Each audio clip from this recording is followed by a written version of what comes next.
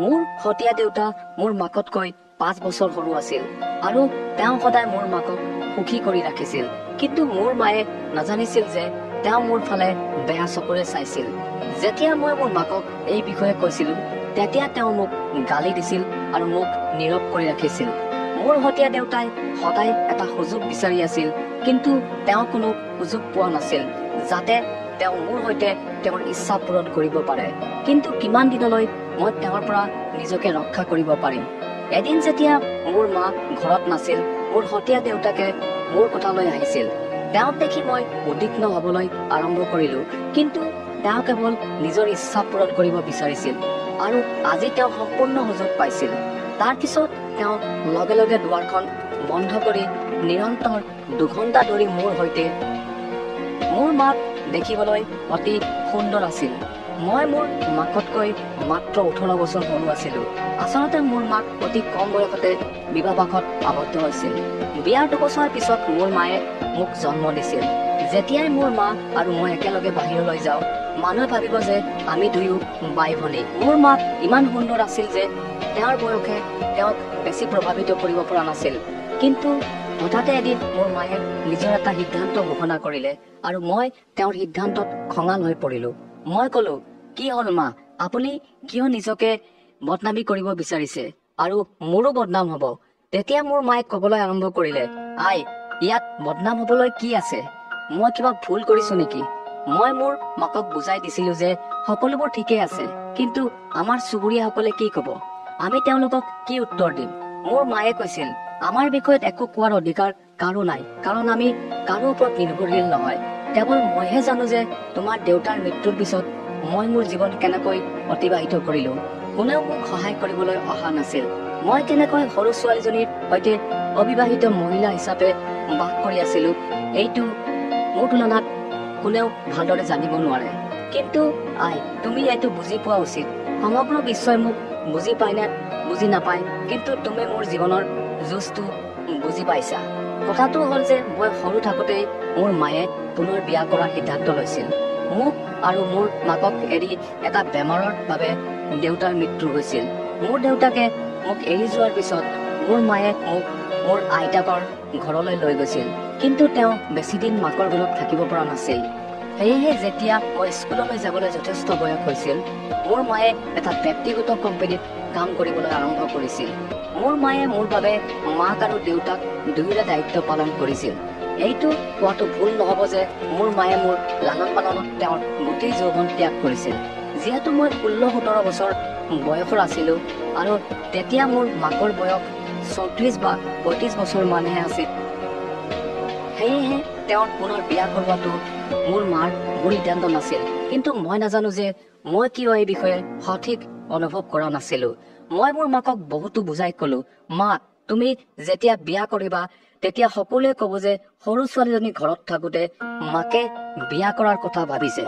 মোৰ মায়ে মোক কলে, আই, মই একমত যে তোমাৰ সমাজত এগৰাকী মহিলাৰ দ্বিতীয় বিবাহক ভুল বুলি গণ্য কৰা হয়, আৰু সেয়াও যেতিয়া এগৰাকী সৰু ছোৱালী ঘৰত থাকে। কিন্তু আই, তুমি কেতিয়াবা ভাবিছানে যে যেতিয়া তুমি এদিন বিয়া হৈ তোমাৰ শহুৰৰ ঘৰলৈ যাবা, তেন্তে মোৰ কি হব? কাৰ ওপৰত নিৰ্ভৰ কৰি মই মোৰ জীৱন কটাম? তেতিয়া তুমি তোমাৰ শহুৰৰ ঘৰতেই থাকিবা। এই বিবাহ কেৱল মোৰ নিজৰ সুখৰ বাবেই নহয়, তোমাৰ বাবেও ভাল হব। তেতিয়া মই খঙত মাক সুধিলো, মোৰ বাবে কি ভাল হব? তেতিয়া মোৰ মায়ে মোক বুজাই কলে, যদিও আজিৰ আধুনিক যুগত মহিলাসকলে পুৰুষক এৰি আগবাঢ়ি গৈ আছে, তথাপিও তেওঁলোকৰ ঘৰত পুৰুষৰ প্ৰয়োজন। কিন্তু যদি সঠিকভাৱে চোৱা হয়, তেন্তে এগৰাকী মহিলাৰ জীৱনত এজন পুৰুষৰ উপস্থিতি অতি গুৰুত্বপূৰ্ণ। যেনে এগৰাকী পত্নীৰ বাবে তেওঁৰ স্বামী, এগৰাকী কন্যাৰ বাবে তেওঁৰ পিতৃ বা ভাতৃ। কিন্তু আমাৰ ঘৰত পিতৃ বা ভাতৃ নাই, সেইবাবে এই বিবাহে আমাৰ দুয়োৰে জীৱন উন্নত কৰিব। মোৰ মায়ে মোক যিমানেই বুজাই দিবলৈ চেষ্টা কৰিলেও মই মোৰ মাৰ এই সিদ্ধান্তত বিৰক্ত হৈছিলো। কিন্তু মোৰ ইচ্ছাৰ বিৰুদ্ধে মই তেওঁৰ এই সিদ্ধান্ত গ্ৰহণ কৰিবলগীয়া হৈছিল। মই মোৰ মাকতকৈ ডাঙৰ নাছিলো। তেওঁ এগৰাকী বুদ্ধিমান মহিলা আছিল আৰু তেওঁ সম্ভৱত যি বিচাৰিছিল সেয়া বুজি পাইছিল। মই এইটো ভালদৰে বুজি পাইছিলো। মই মোৰ মাক কলো, মা, মই সেই মানুহজনক লগ পাব বিচাৰো যি আপোনাৰ জীৱনত মোৰ দেউতাকৰ ঠাইত আহিব। 4 বা 5 দিনৰ পিছত মোৰ মায়ে মোক সেই মানুহজনৰ সৈতে পৰিচয় কৰাই দিছিল যিজন মোৰ সতীয়া দেউতাক হবলৈ গৈ আছিল। তেওঁৰ নাম আছিল অশোক। সেই অশোকক দেখি মই আচৰিত হৈছিলো, কাৰণ তেওঁ মোৰ মাকতকৈ 4 বা 5 বছৰ সৰু যেন লাগিছিল। মোৰ বাবে এইটো আচৰিত যেন লাগিছিল যে মোৰ মায়ে এই অশোকৰ সৈতে বিয়া পাতি আছে। মোৰ এনে লাগিছিল যেন এই ব্যক্তিয়ে চলনা কৰি মোৰ মাকক বিয়া কৰাই আছে। কিন্তু অশোকে মোৰ সন্মুখত অতি বিনম্ৰভাৱে ব্যৱহাৰ কৰিছিল আৰু মোৰ সৈতে অতি সুন্দৰভাৱে কথা পাতি আছিল। তেওঁ মোৰ শিক্ষাৰ বিষয়ে সুধিছিল। মই এবাৰ তেওঁক সুধিব বিচাৰিছিলো যে তেওঁ মোৰ মাকক কিয় বিয়া কৰাব বিচাৰিছে, কিন্তু মই তেওঁক একো সুধিব নোৱাৰিলো। তেওঁ যোৱাৰ পিছত মোৰ মায়ে মোৰ মতামত জানিবলৈ চেষ্টা কৰিছিল। তেওঁৰ বিয়াৰ কৰাৰ সিদ্ধান্ত মোৰ ভাল লগা নাছিল, কিন্তু মই ইচ্ছা নকৰিলেও হ'ব বুলি মোৰ মতামত দিলো। কেইদিনমানৰ পিছত মোৰ মায়ে সেই অশোকৰ সৈতে বিবাহপাশত আবদ্ধ হৈছিল। বিবাহ অতি সৰলভাৱে সম্পন্ন হৈছিল। এইটো স্পষ্ট আছিল যে আমাৰ ফালৰ পৰা মোৰ বাহিৰে কোনো নাছিল, আনহাতে অশোকৰ ফালৰ পৰা তেওঁৰ কিছুমান বন্ধু আহিছিল। বিয়াৰ সময়ত মই কিবা অদ্ভুত অনুভৱ কৰি আছিলো। পিছদিনা ৰাতিপুৱা মই বহু সময় শুই থাকিলো। মোৰ উঠিবলৈ ভাল লগা নাছিল। মায়ে মোক মোৰ কোঠালৈ জগাই দিবলৈ আহিছিল। তেওঁ মোক ক'লে, আই, আমি বাহিৰলৈ যাওঁ আৰু ৰাতিপুৱাৰ আহাৰ তাতে খাম।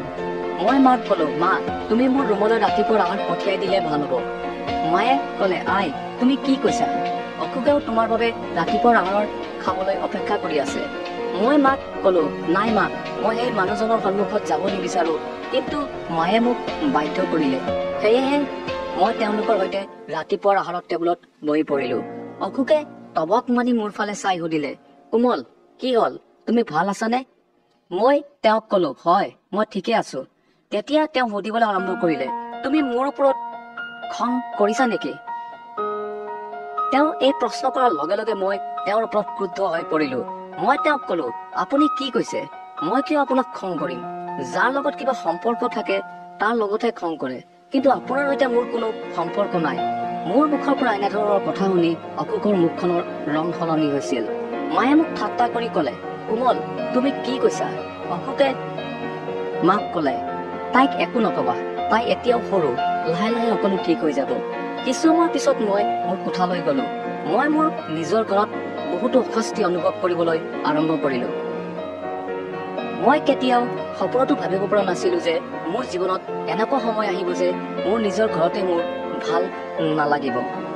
কেইদিনমানৰ ভিতৰতে মোৰ স্নাতক সম্পূৰ্ণ হবলৈ গৈ আছিল। মই ভয় খাইছিলো। মোৰ পঢ়া শুনা সম্পূৰ্ণ হবলৈ গৈ আছিল। মই ভয় খাই আছিলো যে এতিয়া ঘৰত থাকি মই কি কৰিম। সেয়েহে মোৰ পঢ়া শুনা সম্পূৰ্ণ হোৱাৰ লগে লগে মই এটা ব্যক্তিগত কোম্পানীত কাম কৰিবলৈ আৰম্ভ কৰিলো, যাতে মই মোৰ বেছিভাগ সময় বাহিৰত কটাব পাৰো।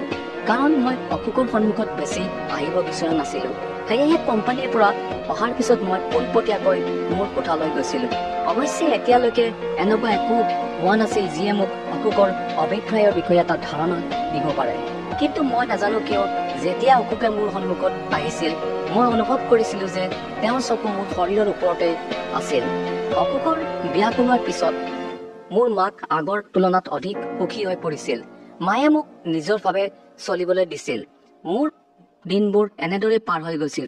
কিন্তু এদিন এটা অদ্ভুত ঘটনা ঘটিছিল। মই ক'ব নোৱাৰো যে মায়ে ইচ্ছাকৃতভাৱে এই সকলোবোৰ কৰিছিল। এইটো এটা অবাঞ্ছিত ঘটনা আছিল, কাৰণ মায়ে মোক কেতিয়াও অশোকৰ সৈতে ঘৰত অকলে থাকিবলৈ দিয়া নাছিল।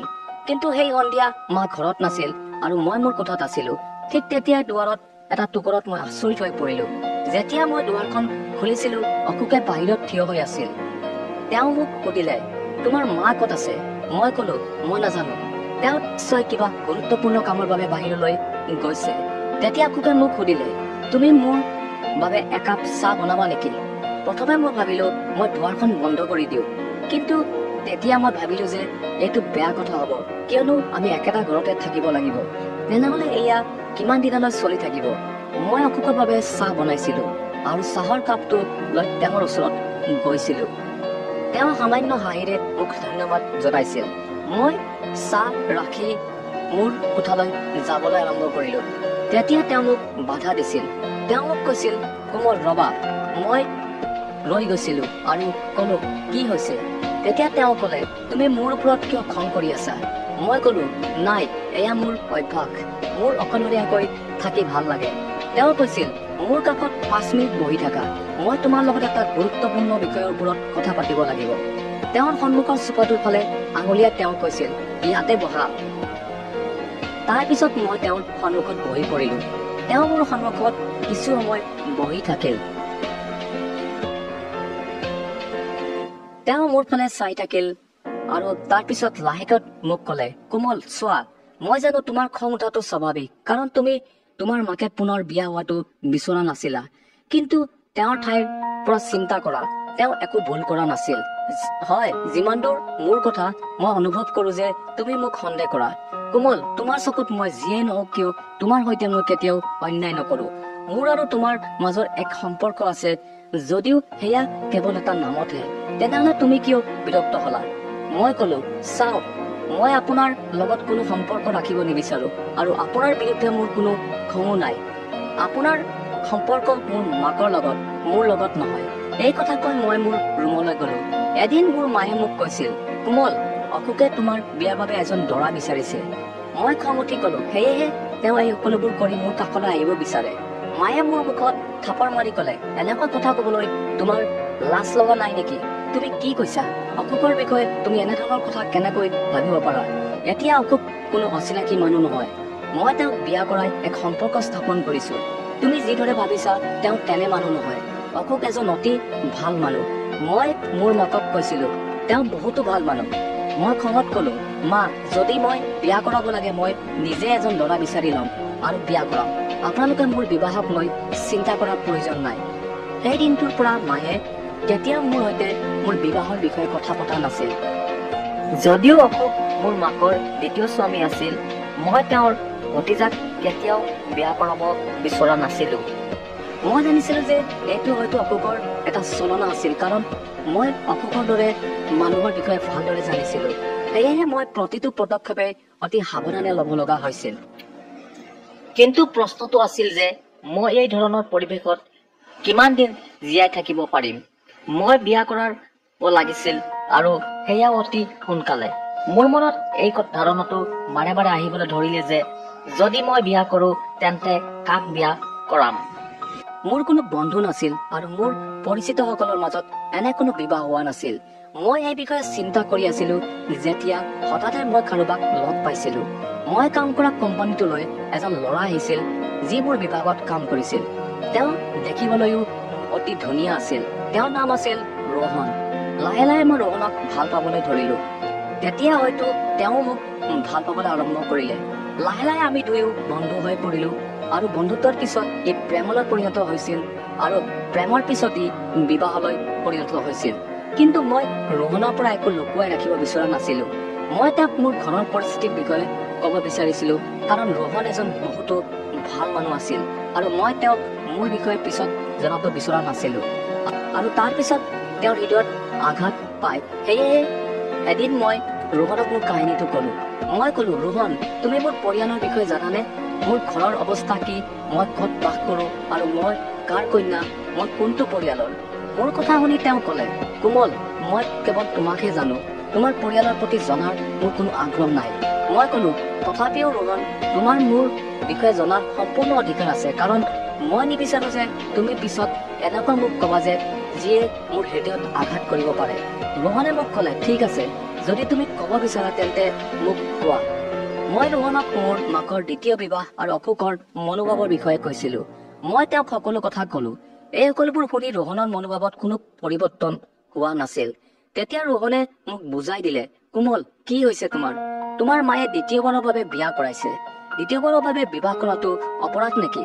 তুমি তেওঁৰ ঠাইত থাকিবলৈ চেষ্টা কৰা, তেতিয়া গম পাবা। মই ৰোহনক কলো, মোৰ মাকৰ দ্বিতীয় বিবাহত মোৰ কোনো সমস্যা নাই। যদি মোৰ কিবা সমস্যা আছে সেইটো অশোকৰ সৈতে আছে।